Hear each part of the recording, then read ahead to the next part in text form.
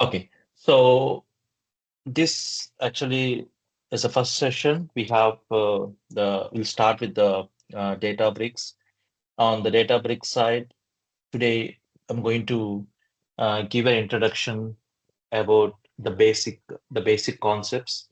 So we'll go step by step, like we'll go with the first the basics, what are the layers, what are the main differences, and why we need Databricks. So we'll just start the introduction part today, and from tomorrow onwards, we can go with the actual Databricks concepts. Before going to the actual concept, I would like to discuss a few fancy keywords in the market, like about data and big data, and we have data warehouses and data lakes, data lakehouses, and data intelligent platforms. So I would like to introduce these keywords today. So these keywords are very basic for Databricks platform. We need to understand how it is handling the different volumes, different varieties, different velocities, so everything, how it is handling Databricks side. So as you know, on the Databricks side, we have so it is actually a platform where it can handle different types of data processes. Like what is actually the data process? There are different types of the data sets we have. For example, there is a okay. First, let's coming to the data. What is actually the data? So data is nothing but is like a information, right? It's like a knowledge information. So how we are storing the data in terms of bytes, right? Bytes, kilobyte, megabyte, gigabyte, terabyte, petabyte, zettabyte, yettabyte, yottabyte. I think now we have byte in the market. So, and coming to the data, normally if you go with this size, we call as normally normal data. We can handle using in our laptop also, we can handle this size. But the people will call this as a big data on the rest of the part. It is not actually the only big data. So big data is a fancy keyword in the market. People will say when the data is like large, then they will say it's a big data. No, big data is not actually about the size only. It has a multiple factors are included. So it is something on the three factors we have. One is about the velocity of the data, and one is about the volume of the data, and one variety of the data. So what about the velocity, which means like it's a speed of the data, how the data we're getting, what is the speed we're getting, is it a streaming data or is it batch data, and how speed is coming. So, and how we can handle the speed of the data, that will comes under the velocity point. What about the volume? Volume, when the data is more than in terms of petabytes plus, or let's say terabytes plus something, we call as a big data. So if it is less than terabyte, it is not comes under the factor of big data. It is one of the factor, but it is not only the factor of considering the big data. Variety, it is the main important. The warehouses, databases not able to handle different varieties, right? What is the meaning of variety? We have a structured data, unstructured data, and we have a semi-structured data. So what is structured data? So the data we have in a structured format, like a tables, CSV files, Excel, so all comes under the structured formats. What about the unstructured data? So we have like videos, images, so it's all comes under the unstructured data. And what is about the semi-structured data? JSON data, XML data, so and clickstream data. So it's all comes under the semi-structured format. What do you mean the clickstream? So when I say clickstream means, when you're doing some online shopping, we are using Amazon. When you go to the Amazon, when you're purchasing something, you see in the down the related items based on what you're purchasing. So based on your mouse clicks, they're capturing Okay. and they are doing that analysis immediately. So which is comes under the clickstream related data. So and it's a semi-structured format. It's basically comes under like multi-hierarchical JSON combinations and Okay. multi-hierarchical XML combinations. Combination. Okay.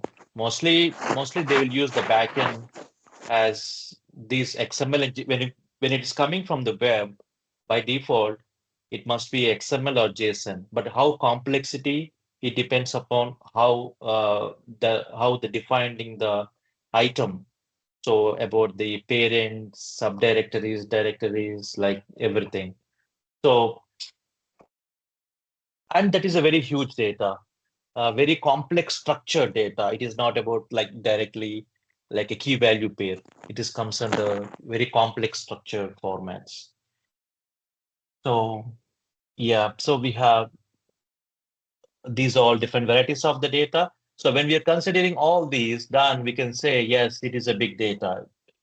I remember when I gave the training 10 years back. I'm in the mainly in the Hyderabad market. 10 years back when I'm in India, worked in TCS. So that time, I'm the only person like who trained the big data in that area, mainly on the Hadoop side of things. I remember everybody say big data training, but when you go to the actually, people they'll talk about when I say big data, they will say the large volume, large volume. That's not only the factor. The factor is about the combination of everything.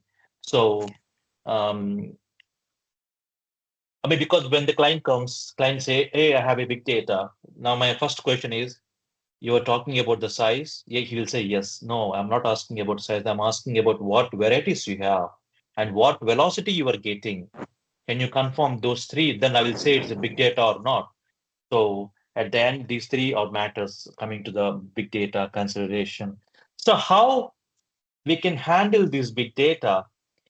You know, there in the big data, we don't have like if you go suppose Oracle, Teradata, SQL Server, or any transactional databases, they have limitations, right? For the storage, processing, they have limitations. They can't handle the unstructured data, or they can handle the huge speed of the data, and they can't handle the volume. They have limitations.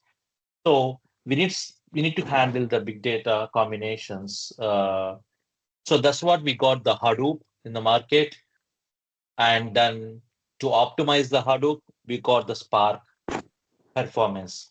I would like to give some bit introduction about the Hadoop because I would because I would like to guide you how Databricks comes. Before Databricks comes, Spark came. Because if you see the Databricks history, the owner of the guys, they're from Spark team. So who developed the Spark? They developed this Databricks, and the backend engine is Spark only. So um, and how the Spark comes is actually the idea is from the Hadoop. How the Hadoop is come, the idea is from the big data. So it is something, it's not happened on one day. It has happened last 12, 13 years of the journey. So now coming to the big data, we need to discuss about like how they organize the file system and everything. Today, I would like to introduce about the core keywords, so you'll get an idea about what these concepts are. Coming to the big data, as you know, um, as I said, we have two types of things, right? OLTP and OLAP. What is OLTP? It's online Transaction process. transaction process. And what is the OLAP? It is a online analytical Article process. process. So, the transactional process. you guys are from the background of warehouses, all these OLTP, it's about all the transactional data we can handle. What about the online analytical process is mainly for focusing on the analytical data processing. So, and if you go with Oracle, SQL, Teradata, all these are like a transactional databases where we can handle the transactional things.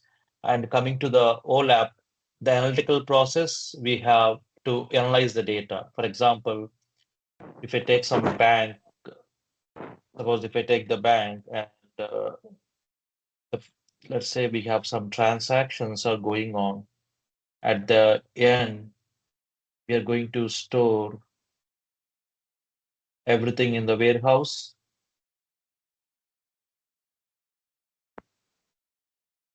Let's say, suppose it's a warehouse.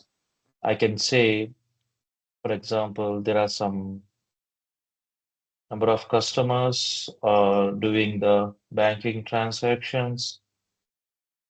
So all the customers are doing all the transactions. Once all the transactions, what will happen? Once all the transactions are processing. So this is like OLTP, right? We are doing the online transaction process. And after that, so we are doing backend loading everything into a warehouse, and we do this is for doing the analytics. So here is the matters. So this is fine, and this is called OLAP, online analytical process. So here, if you observe, so these systems are handled by the traditional databases like RDBMSs, relational database management systems, and coming to the backend warehouses.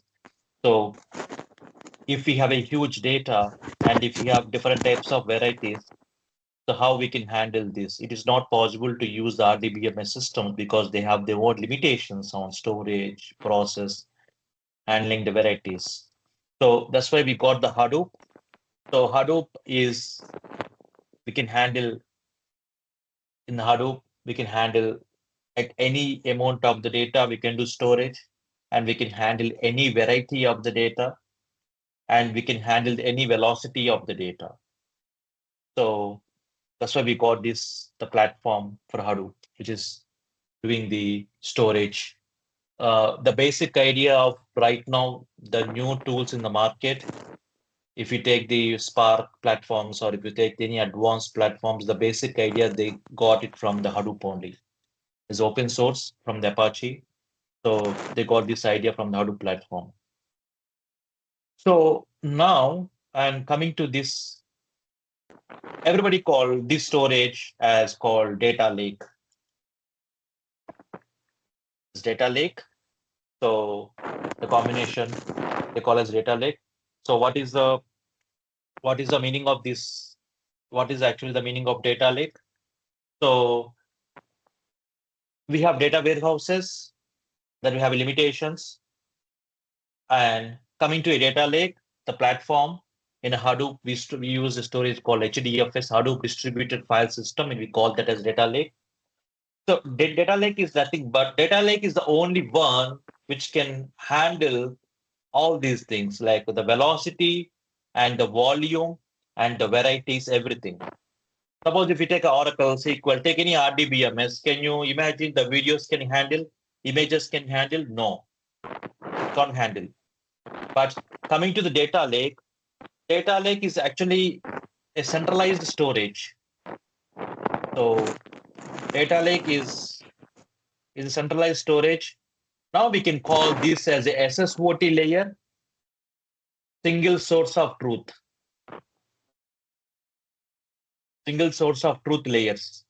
So nothing but means what is the meaning of this? It means this is the centralized this centralized storage solution for your all your data. So it means we can store your all your data, and you can manage your all your data here, and you can process all your raw data in this data lake combination. So what it means it can store any volume, it can process any variety like structured, semi-structured, unstructured. So if you remember in olden days, you both are very experienced. If you remember, if you go back your 10 years or 15 years back, when you start our careers, we used to delete the old data because of storage limitation. I remember, like, deleting the old data in traditional databases because because of limitation on the storage. So if you're deleting the old data, means how you're going to do the analytics. So for analytics, for data science, for the machine learning is required all the historical data. Then only they can predict the things, right? So now coming to this modern data analytics and the machine learning related, yes, we need this data lake solution, and this is already in the market we have. So this is what we are going to handle, storing the data. So if you take the cloud solutions, like from the AWS, we have S3, right? S3 is a storage in AWS, and we have Azure storage accounts. So we call the Azure Data Lake. We call Azure Data Lake as a ADLS, Azure Data Lake Storage.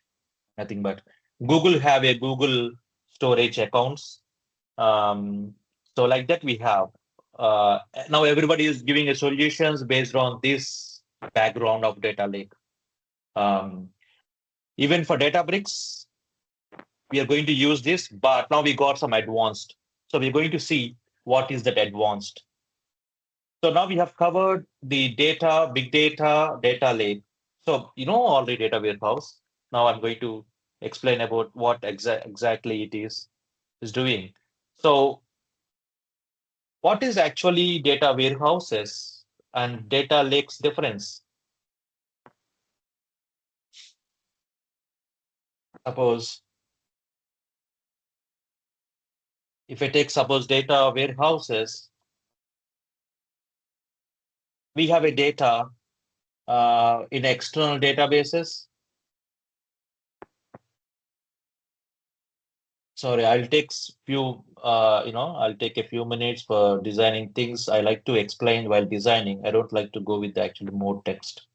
Even if it's taking time, please be patient. Um, Yeah.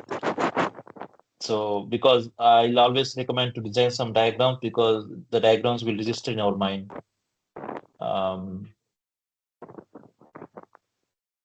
happen. It.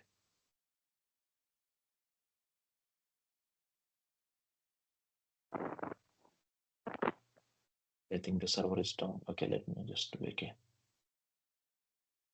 So, okay, coming to data warehouses, we can see now how we are going to data warehouses, data lakes. And coming to data warehouses, as I said, let's see if it is closing, I'll take other.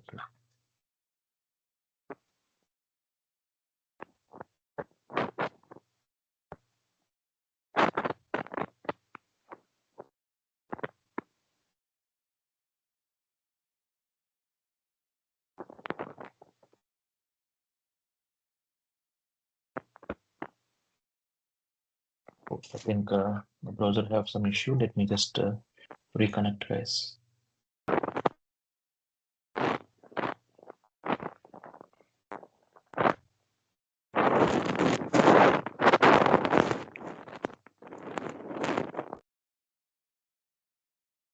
Okay, yeah, that's fine. Now it's fine.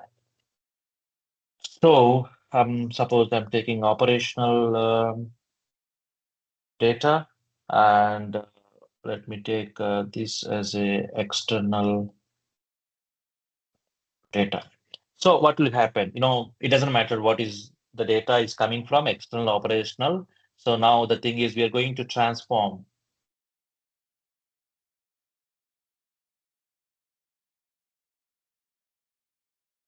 I'm going to do the transformations on the data.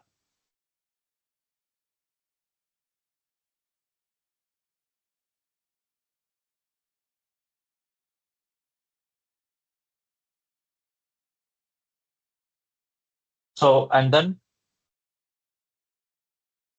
all this data once we do the transformations from the all databases, we're going to create the data warehouses, right?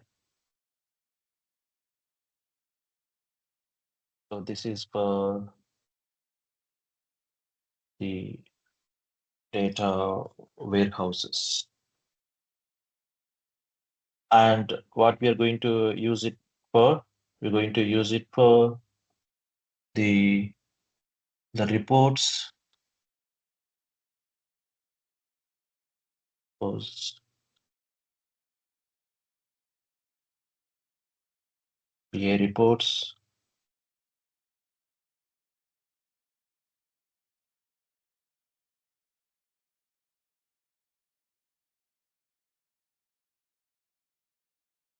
just do that. Just suppose I'm just in test, I think Sunday, right? Maybe there's some maintenance or something. So on the reports, and then so any BI related or doing some any BI business intelligence side of things. So they are doing on these warehouses based on the warehouses. So this is what we are doing in data warehouses, right? This is actually the concept of data warehouses. But coming to these data lakes is a different way. So on these data warehouses, what we are doing, it is all the structured, is all organized, and this and it's all schema based, right? It's all schema based storage. And so all the data is actually optimized, the structured format, getting from external and operational, everything. And here what we are doing, we are doing the ETL process. This is very important keyword. I said ETL means we are extracting and transforming. We are loading only the transformer data. So we are loading only transformer data. It's not ELT, it's a ETL. So there is a thing called ETL versus ELT. In olden days, we used ETL, extracting and transforming, loading only the transformer results because the raw data is very huge. You can't load the whole huge data. Warehouses will not support for that. So we're going to only transform, we're going to load whatever the transformer data.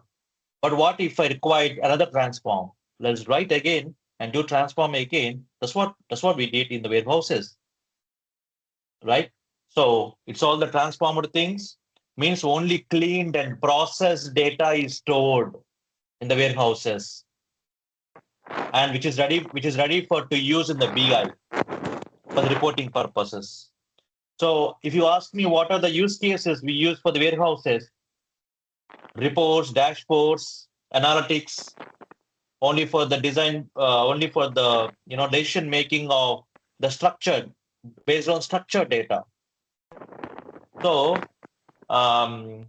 like even now we have in the market, like Amazon have a Redshift warehouses is very popular in Amazon, and Google have a BigQuery. I like that, it's very quick and perform. Of course we have 89 Amazon, that's also very good. So I mean, all the cloud tools are very good to handle these warehouses now. And we have Snowflake, which is a warehouse solution as well in the market. We have a required warehouse, but what my point is, that is mainly doing for the structural, operational, analytical, BI reporting level only. Now coming to the data lake. So as we discussed, the first point is on data lake is it can handle any variety. So we have a structured, unstructured,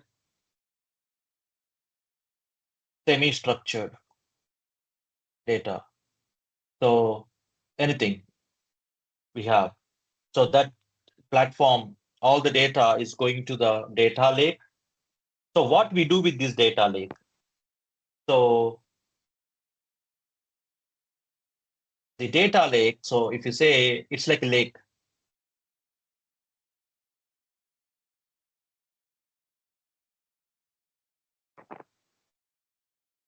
So it's like a lake. Out of the lake, what we can do? So we can do the data transformations. So we can do the different ways of transformations we can plan here.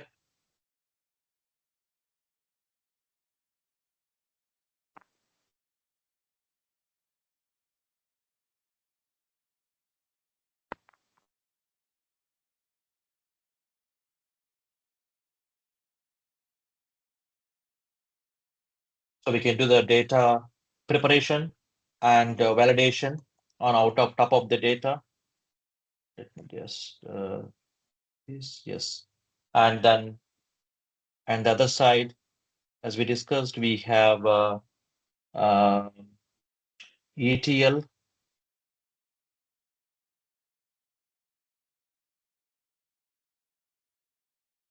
Let me call this. So let me just design the ETL pipelines. ETL pipelines.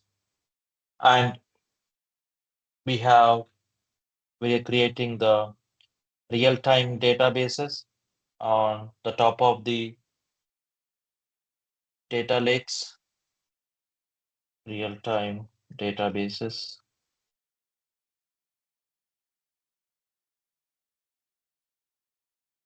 And what about this? Once you get the data preparation and validation, this is mainly for doing the machine learning of things like data science, machine learning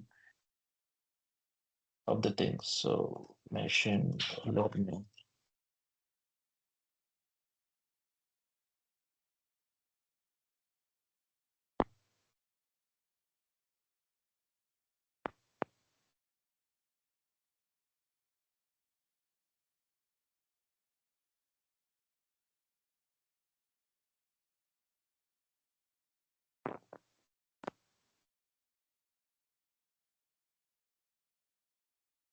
It's a model. Yes. So this is for doing the data science and the machine learning, like AI or machine learning, whatever it is. So the data lakes has multiple more advantages. When you compare these two, you can see the more differences is data lakes have a structured, unstructured, semi-structured. There is no schema of enforcing at the time of ingestion. So data is storing as a original format. Whatever the raw is coming, the same format it is storing on data lake.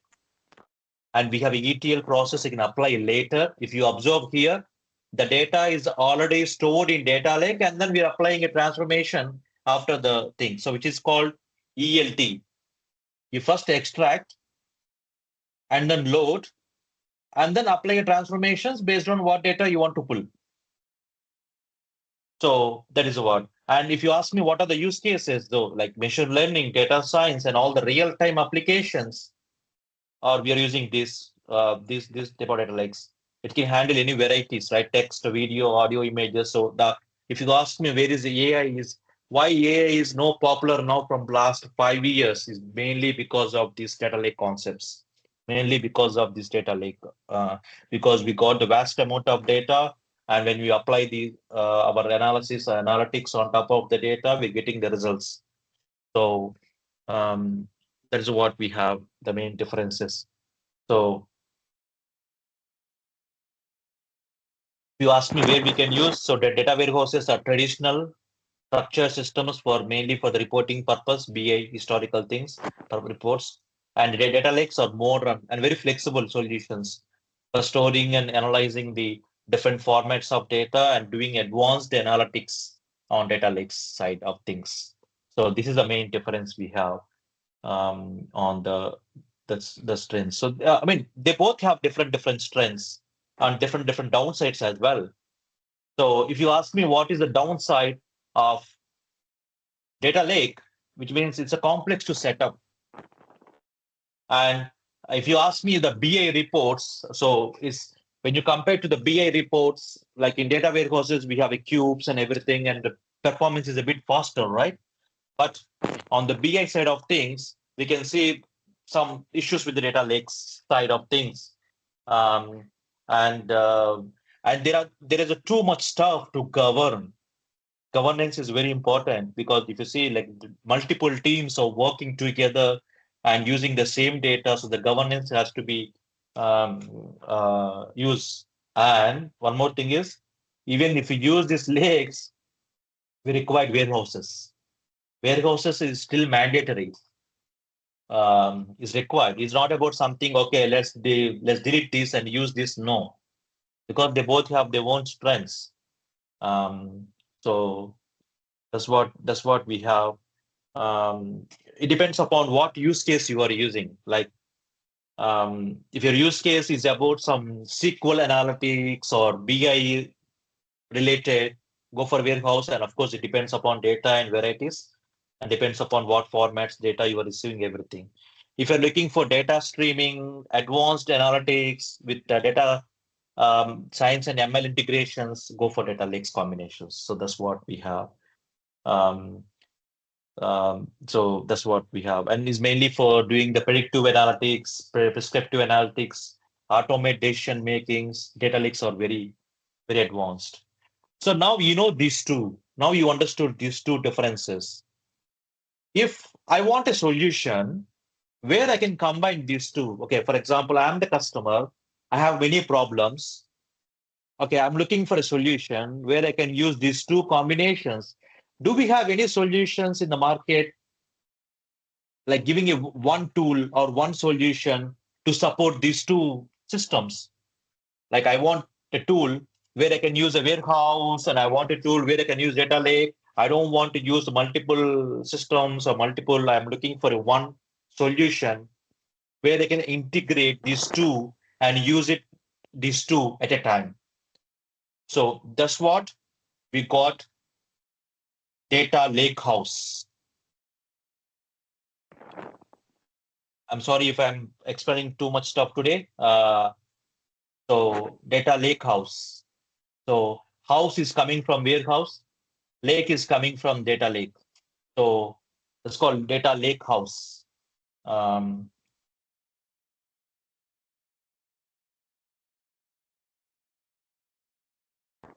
so this now, if you see here, we have two platforms. This is the one platform. This is the one platform. Now I want to unify these two platforms into one platform. It's called Data Lakehouse. So I'm going to combine now this platform, and I'm going to combine now from this platform, and I'm making a big house. So what it is going to support? So it is going to support. So as I said, we have warehouses, right? It's coming from the top, warehouses, and we have data lakes, right? Data lakes is coming from the top right. And now I think there is a symbol I see here somewhere. Where are you? Let me quickly check. Data Lakehouse. We call Databricks. You'll get everything. Yeah. Okay. Yeah. So this is a event house, a lake house. Yeah. So warehouse, so lake house, data lake house. So means if you see, even if you see symbol, it is the lake symbol and the house symbol. So this is the lake house.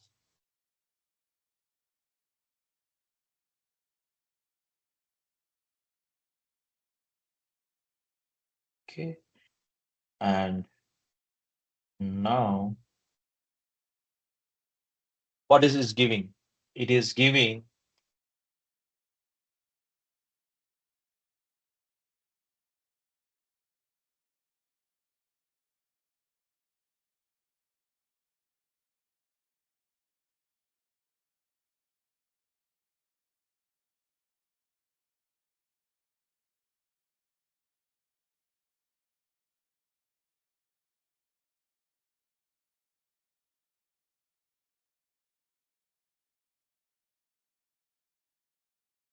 It is giving a single centralized unified solution by combination of taking the both sides, warehouse side of things and lake side of things.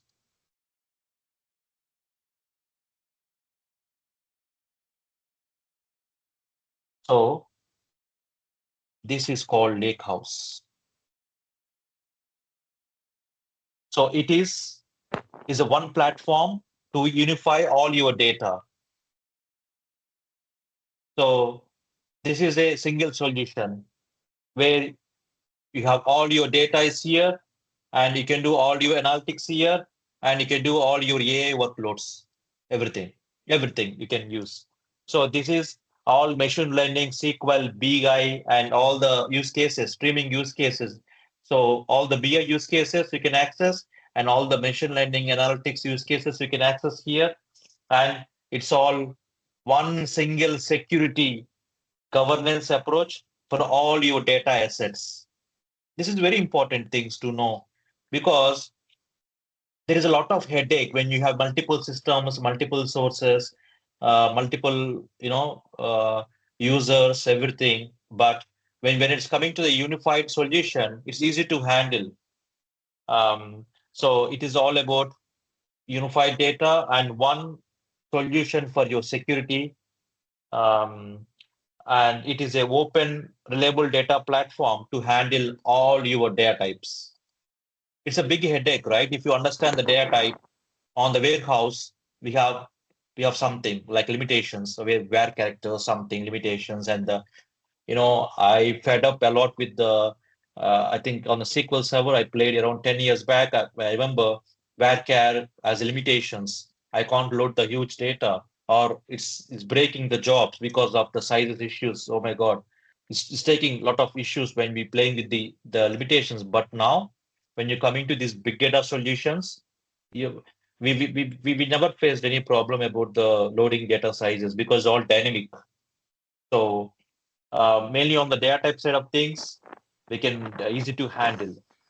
So I like this solution because it's a unified architecture, open environment. It's a cost efficient and scalable. Depends upon how your data, what is your data, what is your use cases, and we can diverse our workloads. Is a good supporting. So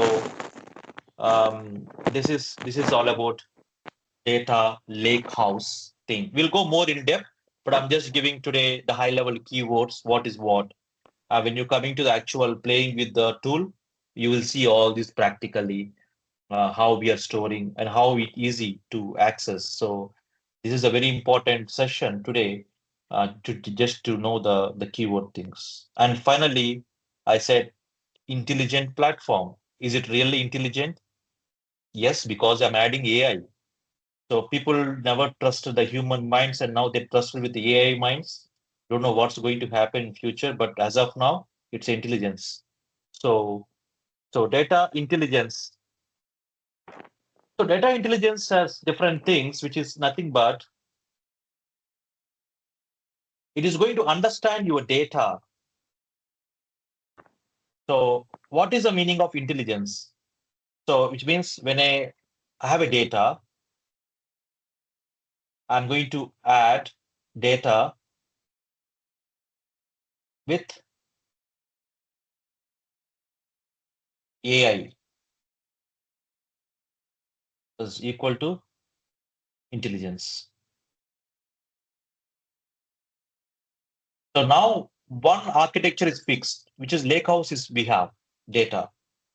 So data intelligence we have.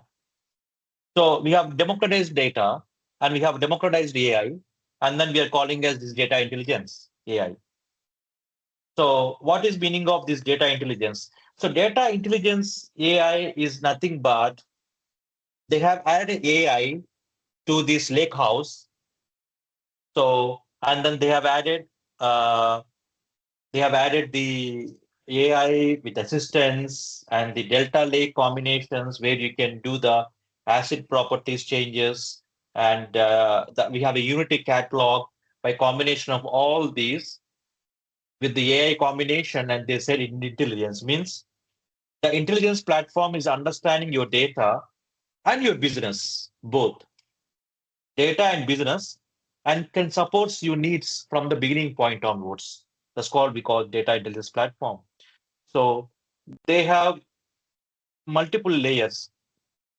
So when you say data means it's not about actual data, it is I'm calling about the platform called Data Lakehouse platform. And when I say AI means, so here I can say it's a Gen AI, generative AI we have. So and that is a platform is called data intelligence platform. When you combine these two platforms and they are giving as a separate platform called data intelligence platform, so this is nothing but data and AI organizations across data and AI across your entire organization, across entire organization. So this giving a platform. So which means we have everything. We have a data lake. We have a unified storage. We have a Unity catalog where you can organize everything. We have a ETL, data science, AI, orchestration, warehousing. It's all comes under the one platform called Data Intelligence Platform.